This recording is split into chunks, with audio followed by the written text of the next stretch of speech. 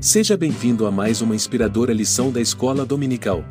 Agradecemos sua presença e incentivamos você a interagir conosco, curtindo e compartilhando seus comentários sobre o tema central da nossa aula de hoje. Vamos estudar o seguinte tema: missionários fazedores de tendas. Nesta aula estudaremos os seguintes pontos. Ponto 1. A vida profissional de Paulo e sua vocação ministerial. Ponto 2.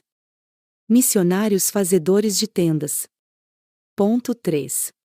Vocação, profissão e missões. Texto áureo. Vós mesmos sabeis que, para o que me era necessário, a mim e aos que estão comigo, estas mãos me serviram.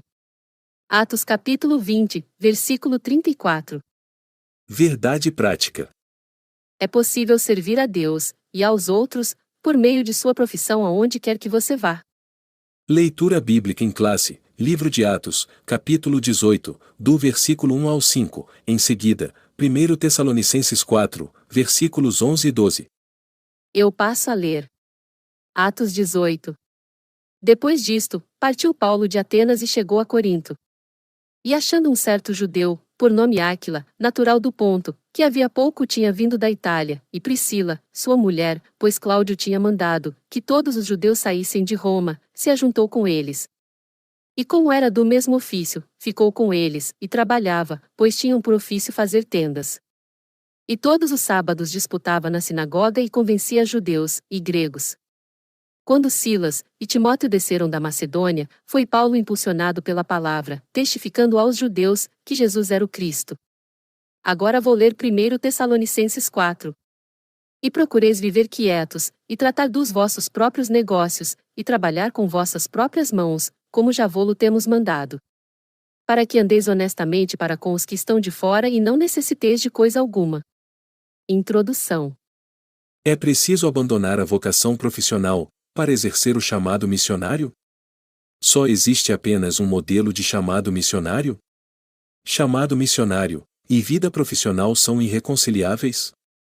A lição desta semana traz uma reflexão à luz da vida do apóstolo Paulo como alguém que, ao mesmo tempo, exerce uma profissão e anuncia o Evangelho de Cristo. De acordo com esse exemplo bíblico, vamos meditar a respeito dos fazedores de tendas. O que essa expressão quer dizer, e até que ponto a vida profissional e o chamado missionário podem e devem se encontrar, para a glória de Deus. Ponto 1.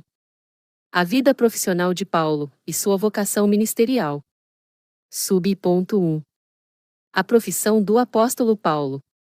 O texto de nossa leitura bíblica em classe, a respeito do exemplo do apóstolo Paulo, traz um termo missiológico de fazedor de tendas.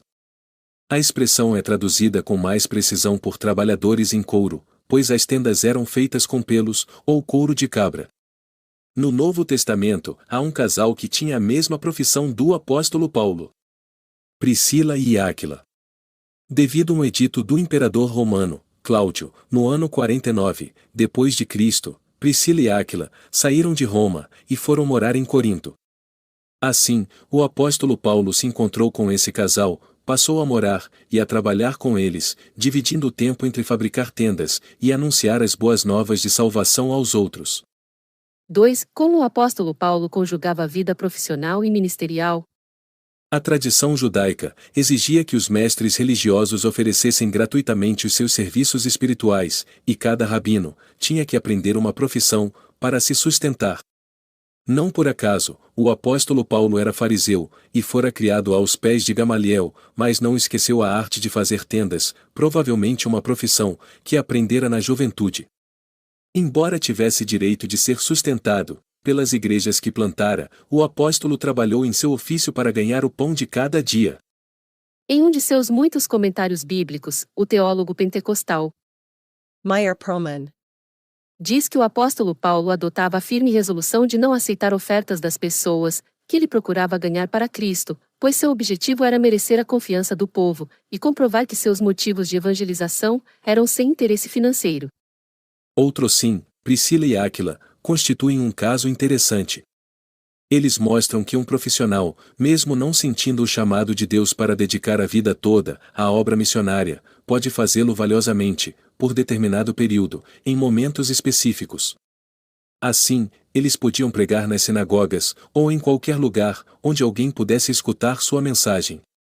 Dessa forma, por meio de suas habilidades profissionais, podiam se aproximar das pessoas de diferentes segmentos, e serem seus próprios mantenedores. Subponto 3. A ética financeira na atividade missionária de Paulo. O apóstolo Paulo considerava o costume judaico, incorporado ao cristianismo, de os ministros receberem ajuda econômica, da parte daqueles, para quem ministravam como uma norma legítima e correta, aos olhos de Deus, e até mesmo recomendada nas Escrituras, desde os tempos do Antigo Testamento. Inclusive, mais tarde, o apóstolo reconheceu que não havia ensinado adequadamente os novos convertidos a sustentar a obra, privando-os do fruto, que devia abundar, à conta de quem dá voluntariamente. No entanto, Paulo geralmente não aceitava ofertas em dinheiro enviadas pelas igrejas cristãs, e muito menos ainda as exigia, ainda que algumas ofertas voluntárias lhe tivessem sido enviadas pelos crentes de Filipos. Ponto 2. Missionários fazedores de tendas. Subponto 1. Fazedores de tendas. Fazer tendas não é uma ideia nova. É tão antiga quanto as Escrituras, conforme estudamos em Atos 18. Assim, no contexto de missões, a expressão fazedores de tendas tem a ver com discípulos de Jesus, chamados e comissionados pela sua igreja, para usarem dons, talentos e habilidades profissionais no campo missionário. São profissionais de negócios em missão, que operam em regiões de grande antagonismo à mensagem cristã. Segundo os missiólogos, por muitos anos, o entendimento e a forma de fazer missões consistiam, na prática de abandonar a vida secular, trabalhos profissionais e estudos, para se dedicar integralmente à obra missionária. Hoje, o entendimento tornou-se mais amplo, ou seja, é perfeitamente possível ser um profissional ou empreendedor e realizar a obra missionária, sem a necessidade de abandonar a carreira profissional. Subponto 2. A força missionária no mundo. Missões se tornaram um movimento global, que começou com a ação de Deus, pela sua graça, para reconciliar o mundo consigo mesmo, e Ele conta conosco para continuar com essa missão. Nesse sentido, a maior força missionária cristã do mundo é formada por profissionais, empreendedores e estudantes, que se movem entre culturas, para servir a Cristo através de suas vidas e trabalho. Vimos esse princípio bíblico, quando o apóstolo Paulo alcançou diferentes segmentos da sociedade, identificando-se com eles, a fim de contextualizar o Evangelho. Assim, a maioria dos grupos de povos não alcançados, ou menos alcançados, vivem em nações que são fechadas aos missionários tradicionais. Já profissionais e empreendedores cristãos são aceitos nesses mesmos países. Cristãos com diferentes habilidades, ofícios, negócios e profissões têm acesso a lugares onde os tradicionais missionários plantadores de igreja e evangelistas não têm. Subponto 3. O preparo dos fazedores de tendas.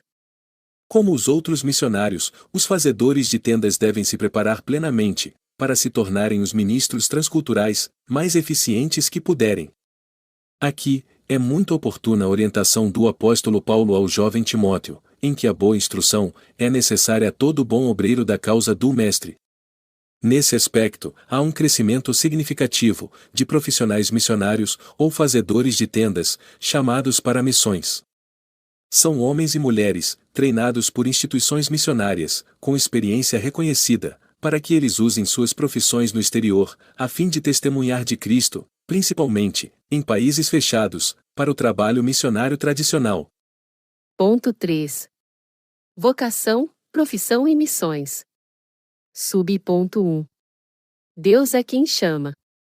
Muitas são as oportunidades para nos envolvermos com os trabalhos em nossas igrejas locais, grupos evangelísticos de grande impacto, organizações missionárias relevantes, no contexto nacional e até em outros países. Todavia, é Deus quem coloca em nosso coração a disposição ou a aptidão para executar um determinado ofício. Nesse caso, é Deus quem capacita, comissiona e habilita cada crente para uma determinada missão no mundo. É Ele quem gera em nós o envolvimento com causas específicas, que nos levarão a trabalhar em atividades que fazem sentido, inclusive na realização pessoal. Sub-ponto 2. Exercendo a vocação. Quando respondemos de forma prática a esse chamado, exercendo a nossa vocação, é que encontramos nosso propósito de vida. A vocação é a missão única para a qual cada um de nós foi preparado a fim de prestarmos serviço ao nosso Criador, é a razão pela qual cada um de nós fomos efetivamente criados por Deus.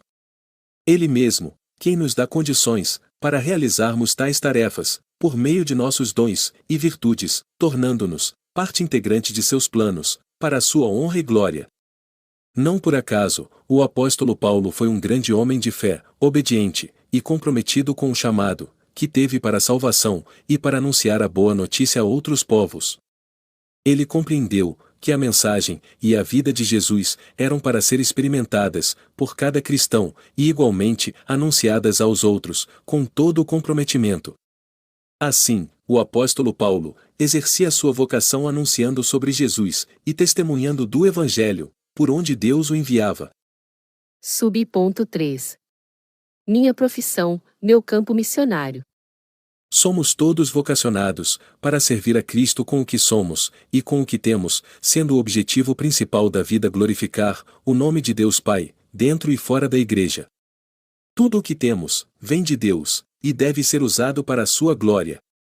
Por isso, podemos exercer uma atividade missionária em nossa área profissional. A verdade é que a sua profissão pode ser uma grande porta aberta para a causa do Evangelho, seja por meio de um negócio próprio, ou seja servindo em outras corporações.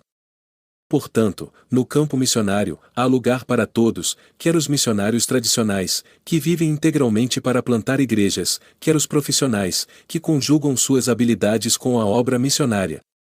Conclusão. Deus está chamando cada vez mais profissionais, para que levem a mensagem de salvação até aos confins da terra, especialmente aos povos não alcançados. Entretanto, é preciso um alerta. Nem todos os que se sentem atraídos a fazer tendas estão qualificados para a tarefa. É necessário examinar os motivos e avaliar a disposição espiritual. Daí, a importância do trabalho da igreja local na descoberta de vocações, pois é onde o crescimento espiritual ocorre mais plenamente, no contexto de uma igreja saudável, acompanhado de um programa pessoal, com o objetivo de levar a pessoa a desenvolver o conhecimento de Deus e das Escrituras. Uma vez que a base está firmada, podemos aprender habilidades ministeriais, especialmente, como levar outros a Cristo e discipulá-los.